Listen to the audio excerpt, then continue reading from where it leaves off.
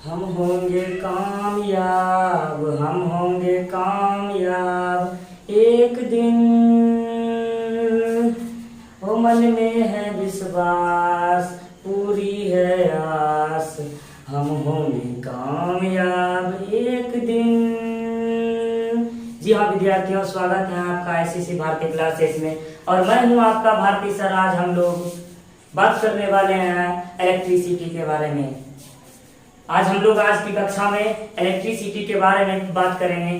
तो हमारे इस कविता का माध्यम से हम अगर कहते हैं ना, हमारे दिल में अगर सफलता की जुनून हो तो सफलता की आस हमारे अंदर जगी होती है। किसी व्यक्ति को सफल होने के लिए उसका आत्मविश्वास ही सबसे ज्यादा आवश्यक होता है। अगर उसका विश्वास, अगर उसका साथ देना, वह आदमी कामयाब हो जाता है। और हमारा तो एक ही सपना है, अपना तो केवल एक ही सपना, अपना तो केवल एक ही सपना, टॉपर और जीनियस हो स्टूडेंट अपना। हमने तो यह मन में ठाना है, आईसीएसई से बिहार टॉपर बनाना है। और इसी तहत मैं आप सबके बीच लेकर आया हूँ इलेक्ट्रिसिटी, विद्युत धारा, जिसके बारे में आज हम लोग बड़े ही गहनतम और आसान से शब्दों में, आसान से भाषा के माध्यम से हम लोग आज इलेक्ट्रिसिटी के बारे में हम लोग पढ़ेंगे। हमें उम्मीद है आप सब लोग अच्छे तरीके से पूरा वीडियो को देखेंगे और इलेक्ट्रिसिटी के बारे में हम लोग पूरा तरह समझ जाएंगे। हम लोग आइए हम लोग बात कर लेते हैं इलेक्ट्रिसिटी के बारे में। इलेक्ट्रिसिटी क्या है,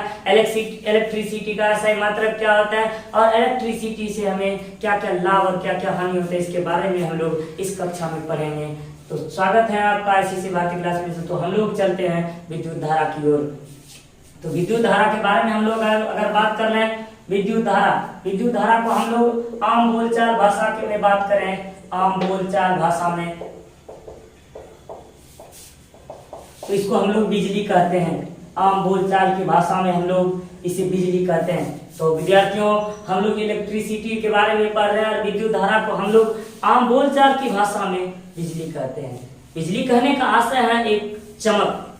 विद्युत धारा जो होती है, एक बिजली कहने का आशय एक चमक होती है। जब किसी चालक में प्रवाहित होती है, उससे जो उपकरण जुड़े होते हैं उसमें से एक विशेष प्रकार की चमक उत्पन्न होती है। जैसे मान लिया जाए विद्युत धारा से विद्युत धारा से चालक में से विद्युत धारा प्रवाहित कराई जाती है और उसमें से बल्ब को जोड़ दिया जाता है, तो उससे बल्ब से एक अलग प्रकार की रोशनी, बिजली अर्थात चमक उत्पन्न होती है आम बोलचाल भाषा में। अगर यही कहीं अगर धारावाही चालक तार में अगर कहीं विद्युन्मय तार अर्थात गर्म तार जो होते हैं, उसमें अगर कहीं उसकी परत खराब हो जाए, अगर वो आपस में एक दूसरे से सट जाए, तो अलग सी वहां बिजली की चमक उत्पन्न होती है अर्थात चिंगारी उत्पन्न होती है।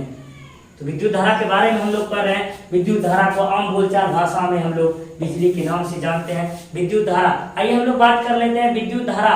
विद्युत धारा जो होती है, विद्युत धारा कहते हैं यह आवेशों का, विद्युत धारा जो होती है, विद्युत धारा ये आवेशों का व्यवस्थित प्रवाह होता है। यह आवेशों का व्यवस्थित प्रवाह होता है, आवेशों का व्यवस्थित प्रवाह अर्थात कहने का मतलब है कि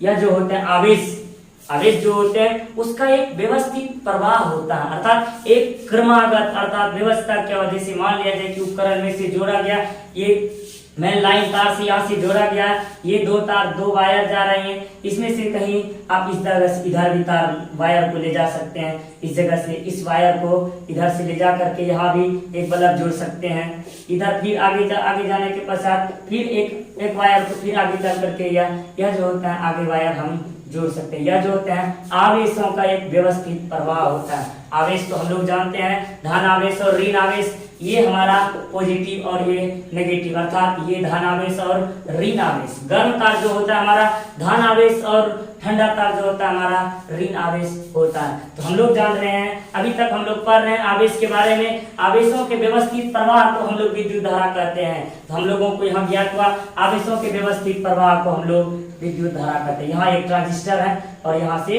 इधर आपका ये हुआ। इस प्रकार से हम लोगों ने पढ़ा कि आवेशों के व्यवस्थित प्रवाह को विद्युत धारा कहते हैं। तो हम लोगों ने जाना आवेशों के व्यवस्थित प्रवाह को ही विद्युत धारा कहते हैं। आवेशों के व्यवस्थित प्रवाह को ही हम लोग विद्युत धारा कहते हैं। आइए हम लोग जान लेते हैं विद्युत धारा के बारे में। इसका एसआई मात्रक, एसआई मात्रक कहने का मतलब होता है, एसआई मात्रक कहने का मतलब होता है कि इसका अंतरराष्ट्रीय मानक पद्धति में इसको माप करने का एक मान रखा गया। अंतरराष्ट्रीय पद्धति में जो है इसको व्यवस्थित रूप को मान रखा गया है। तो हम लोगों ने जाना आवेशों के व्यवस्थित प्रवाह को विद्युत धारा कहते हैं। तो आइए हम लोग बात कर लेते हैं इसके मानक पद्धति। अंतरराष्ट्रीय पद्धति में इसी को पहचान के लिए एक स्वरूप दिया गया है इसी प्रकार, जिसको हम लोग एसआई मात्रक कहते हैं। तो एसआई मात्रक क्या है? एसआई मात्रक के बारे में बात कर रहे हैं हम लोग। तो यह अंतरराष्ट्रीय पद्धति में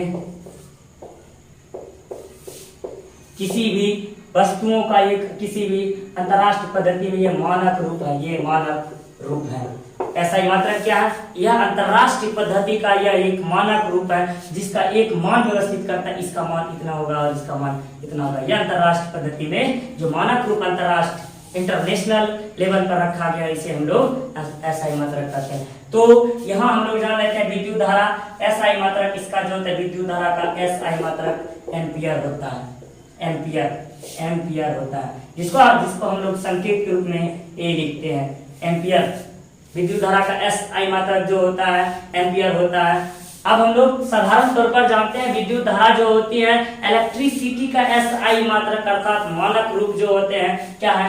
एम्पियर होते हैं। आइए हम लोग परीक्षा की दृष्टि से अत्यधिक महत्वपूर्ण माना जाता है, जिसके बारे में जो कि परीक्षा की दृष्टि में अत्यधिक बार बिहार बोर्ड के एग्जाम में पूछे जा चुके हैं, उसके बारे में हम लोग बात कर लें तो इसको जो है ना व्यापारिक मात्रक कहने का मतलब है कहा जाता है कि विद्युत धारा का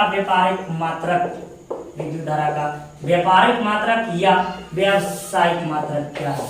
आइए हम लोग बात कर लेते हैं विद्युत धारा का व्यापारिक मात्रक और व्यावसायिक मात्रक के बारे में। अगर बात करें, इसका मात्रक जो होता है 1 किलोवाट पर घंटा, जिसको हम लोग एक यूनिट कहते हैं।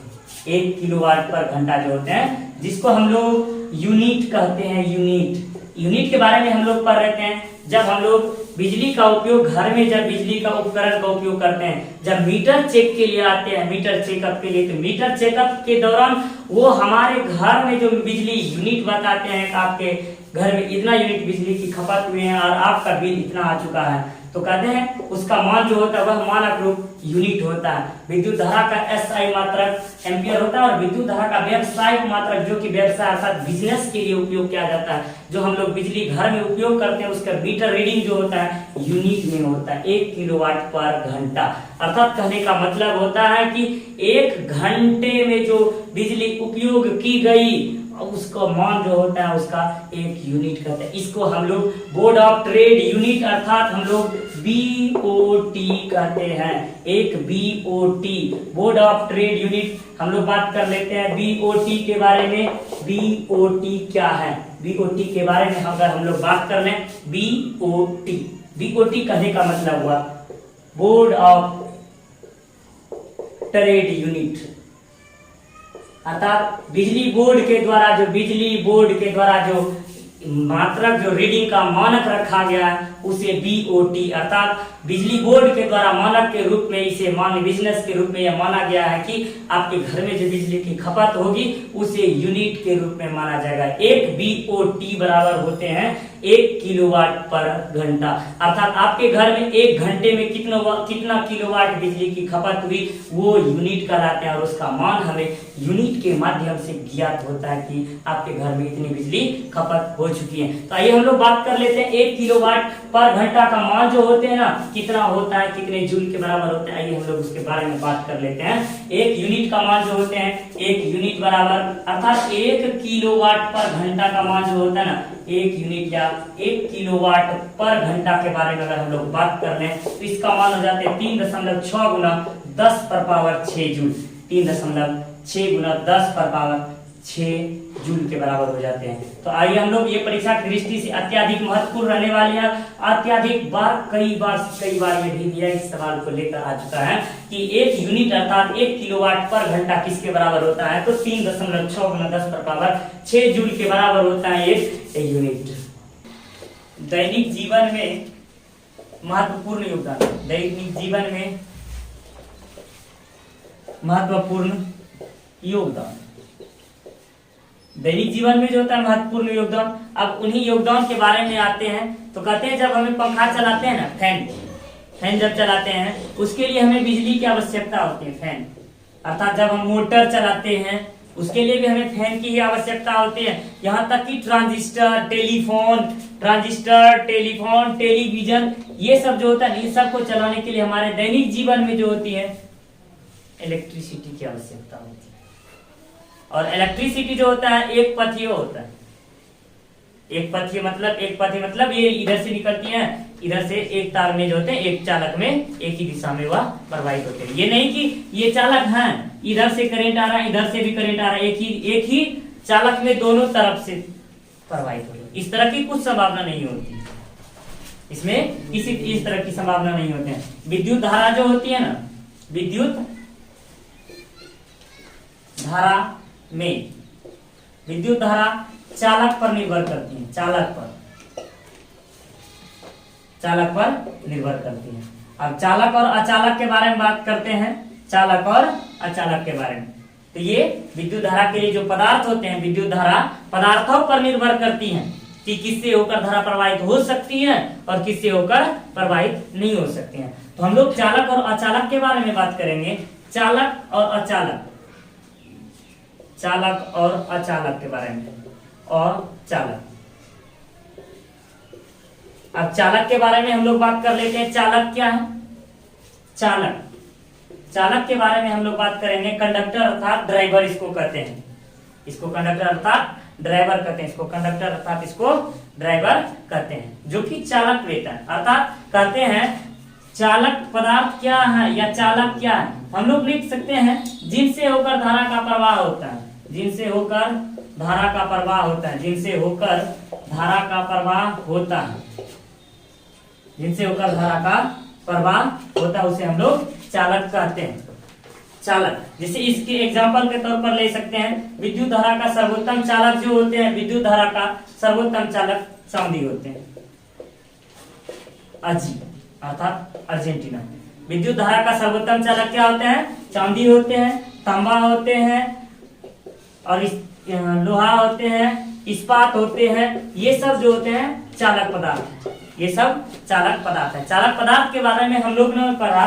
चालक पदार्थ क्या है? जिनसे होकर विद्युत धारा का प्रवाह हो सकता है, होती है, उसे हम चालक पदार्थ कहते हैं या विद्युत धारा का चालक कहते हैं। जैसे विद्युत धारा का सर्वोत्तम चालक चांदी, चांदी ही एक ऐसा पदार्थ है जिनसे होकर विद्युत धारा का अत्यधिक प्रवाह होता है। तांबा, इस्पात और लोहा, ये सब चीज चालक पदार्थ है। अब हम लोग अचालक के बारे में बात करेंगे। अचालक क्या है? अचालक, जब हम लोग अचालक के बारे में बात करेंगे, जिनसे होकर धारा का प्रवाह नहीं होता है, जिनसे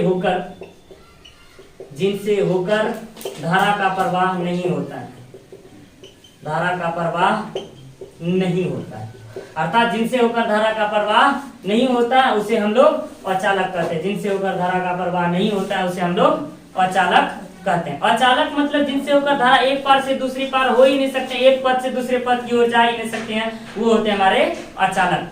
अर्थात जैसे कि मिट्टी, इसके एग्जांपल पर ले सकते हैं मिट्टी। मिट्टी से होकर क्या हम लोग जानते हैं क्या? मिट्टी से होकर धारा प्रवाहित हो सकती है क्या? मिट्टी से होकर धारा प्रवाहित नहीं हो सकती।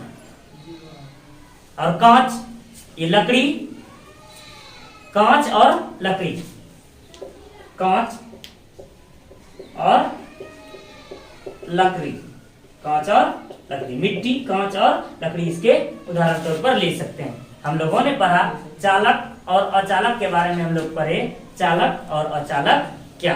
अब हम लोग पढ़ेंगे चालक और अचालक पदार्थ के बारे में जो हम लोगों ने पढ़ा। चालक और अचालक पदार्थ के बारे में जो हम लोगों ने पढ़ा।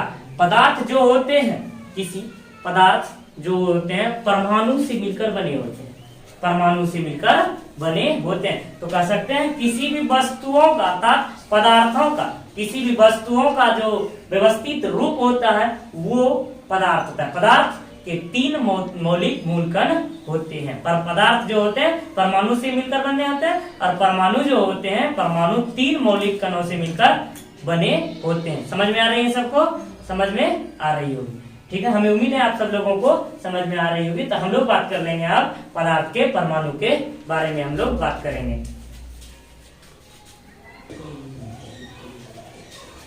तो हम लोग बात कर लेते हैं। हम लोगों ने पढ़ा परमाणु जो पदार्थ जो बनते हैं परमाणु से मिलकर बने होते हैं। हम लोग परमाणु संरचना के बारे में हम लोग बात करेंगे।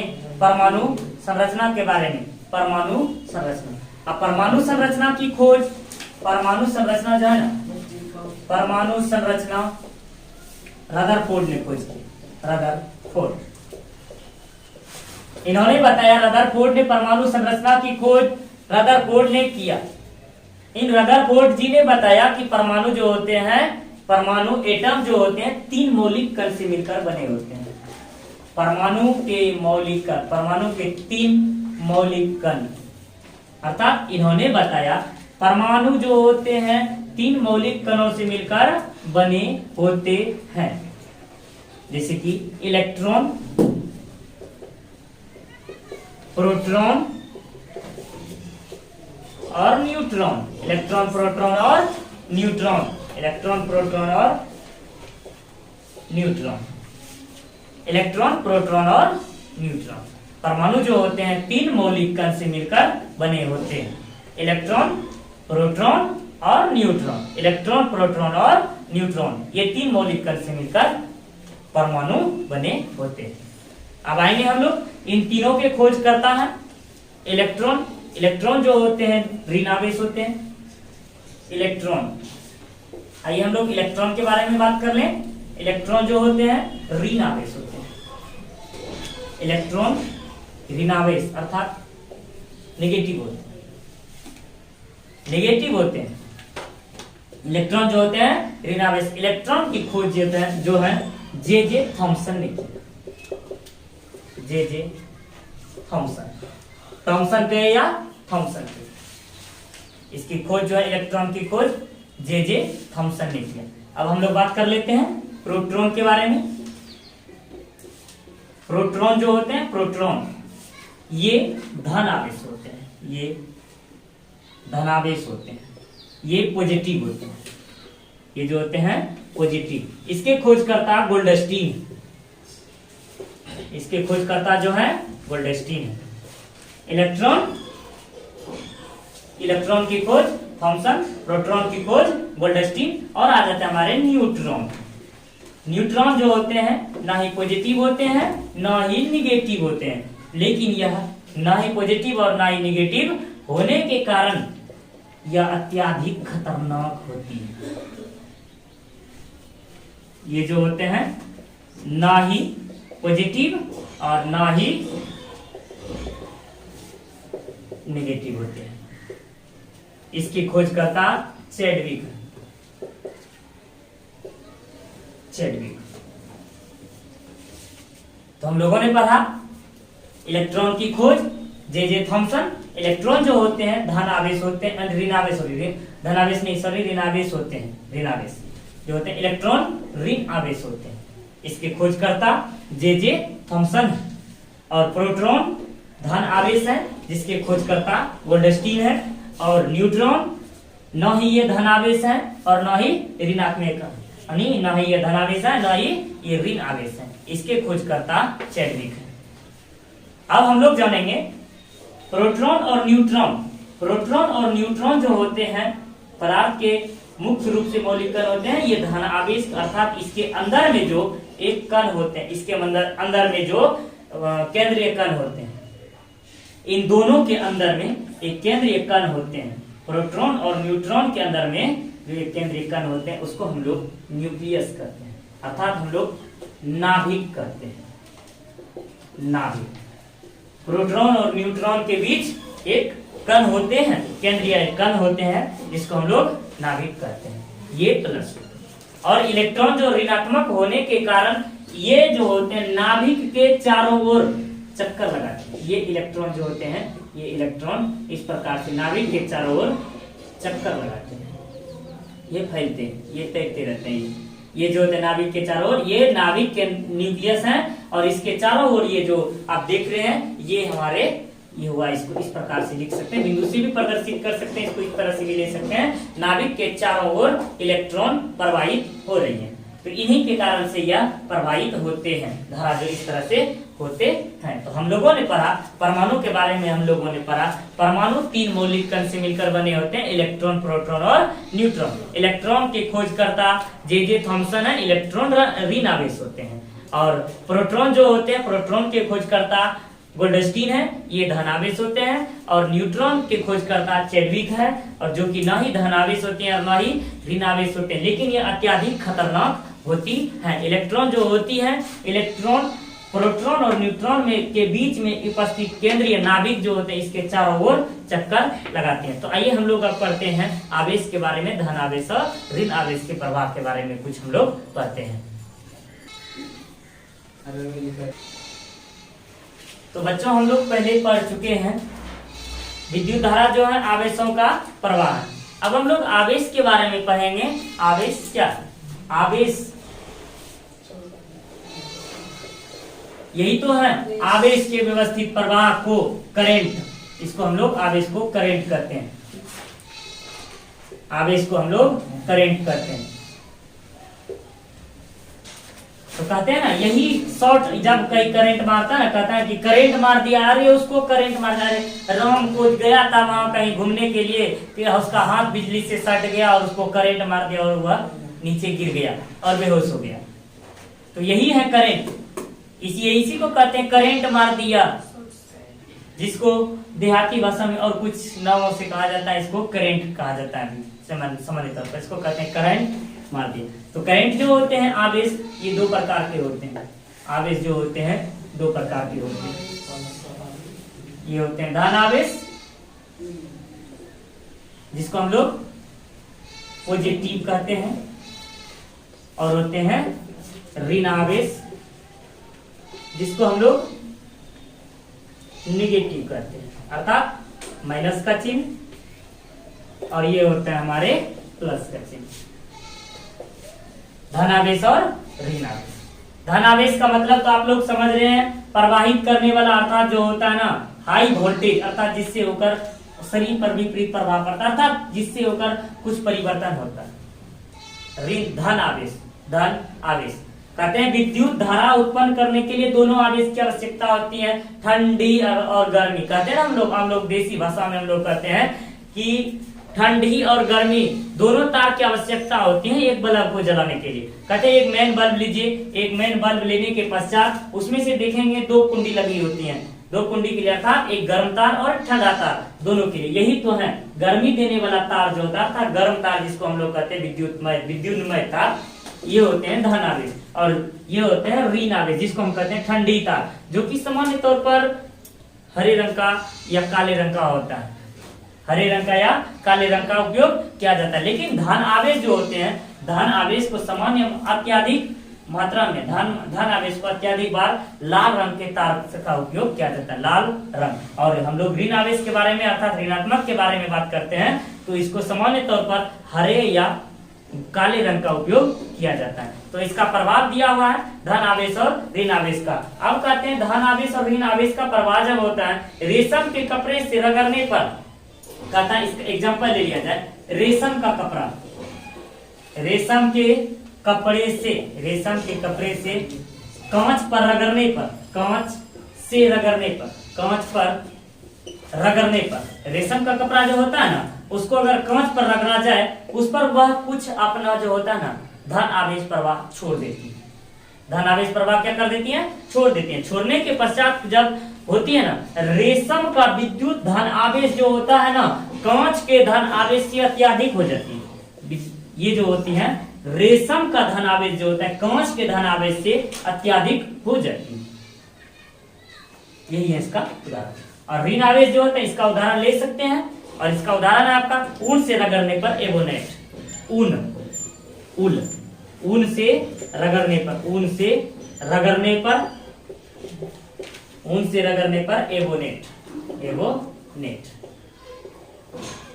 इसमें भी वही है, जो स्थिति इसकी हुई है वही स्थिति इसमें हुई है, ऊन से रगड़ने पर एबोनेट के बारे में। तो बच्चों आज की इस कक्षा में हम लोगों ने सीखा विद्युत धारा, विद्युत धारा के चालक और अचालक के बारे में हम लोगों ने पढ़ा, आवेश के बारे में पढ़ा और परमाणु की संरचना के बारे में हम लोगों ने पढ़ा। हमें उम्मीद है आप सब लोगों को यह क्लास अच्छा लगा होगा। तो अच्छा लगा होगा तो लाइक और शेयर जरूर करें। तो आज के कक्षा के लिए जय हिंद। मिलते हैं फिर इसके विद्युत धारा के अगले प्रभाव। इसके बाद आगे हमारा जो है ना, विद्युत धारा का अभी ये पार्ट्स खत्म नहीं है, विद्युत धारा का आगे पार्ट्स आपको आगे मिलेंगे, उसका इंतजार करें और उसका बारिश इंतजार करें। तब तक के लिए जय हिंद, जय भारत।